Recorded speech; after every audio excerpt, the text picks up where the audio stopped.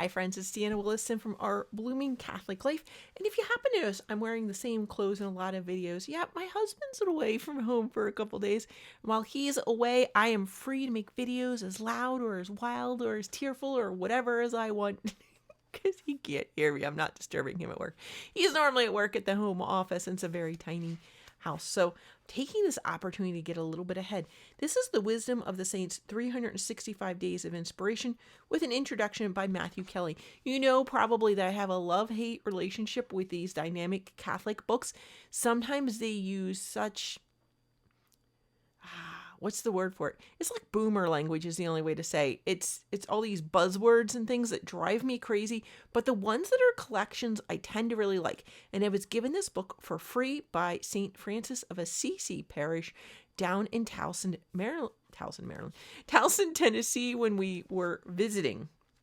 Where it was really kind to give even visitors books. I really thought that was sweet. It does say that the publisher is Blue Sparrow, and this is from 2022. The introduction. Sooner or later, we all rise or fall to the level of our friendships. It's a simple but life-altering truth. The people we surround ourselves with either raise or lower our standards. They either help us to become the best version of ourselves or encourage us to become lesser versions of ourselves. We become like our friends. The book you are holding in your hands is an invitation to become friends with some of the greatest men and women who have ever lived.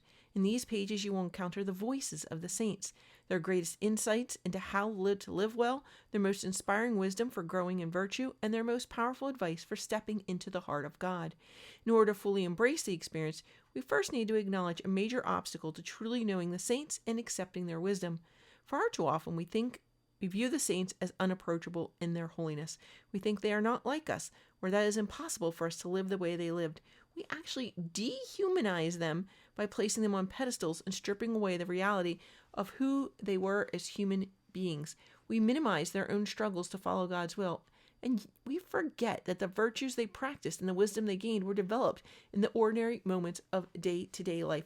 And this goes on for just one more page front and back. So altogether that introduction is 1, 2, 3.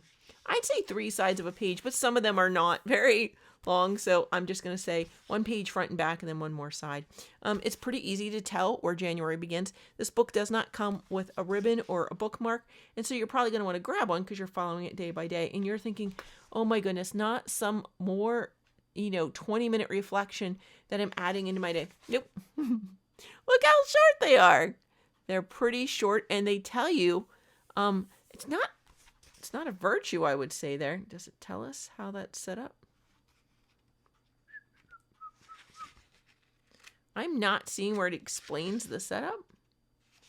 So, I don't think that like life is a virtue, but I guess I thought it was going to be virtues. I'm sorry, I don't know. So let's read them and see why it's there. January 1st is trusting God. Be who God meant you to be, and you will set the world on fire. St. Catherine of Siena. January 2nd is life. Pray as though everything depended on God. Work as though everything depended on you. January 3rd is sadness. Earth hath no sorrow that heaven cannot heal. St. Thomas More. Okay, I am noticing something right away. Harsh words, priorities, parenting, generosity, evangelization, femininity, total surrender, belief, death, confession.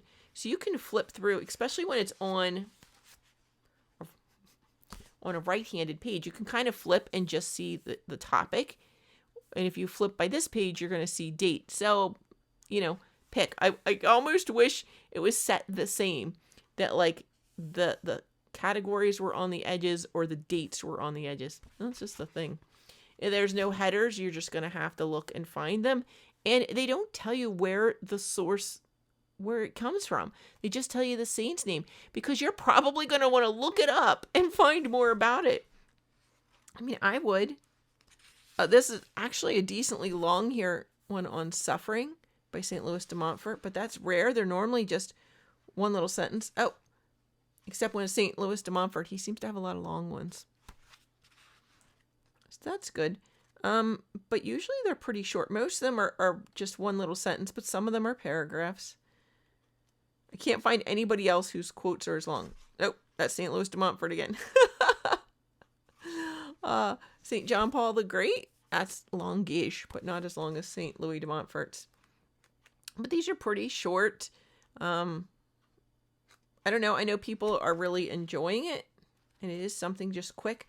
I would want to go and learn more about the quote. You know, I like things in context, and these are almost too short for me, but they're great. They're great little thought starters for your day. And I think if one really jumps out at you, run and, whether positively or negatively, run and go look it up and find out more. So it's just a little starter. Now you're saying, how can I get this? Oh, does it say not for resale, promo only? So you're going to have to contact Dynamic Catholic to find out how to get a hold of these. It is a lovely little book. It's probably, I don't know.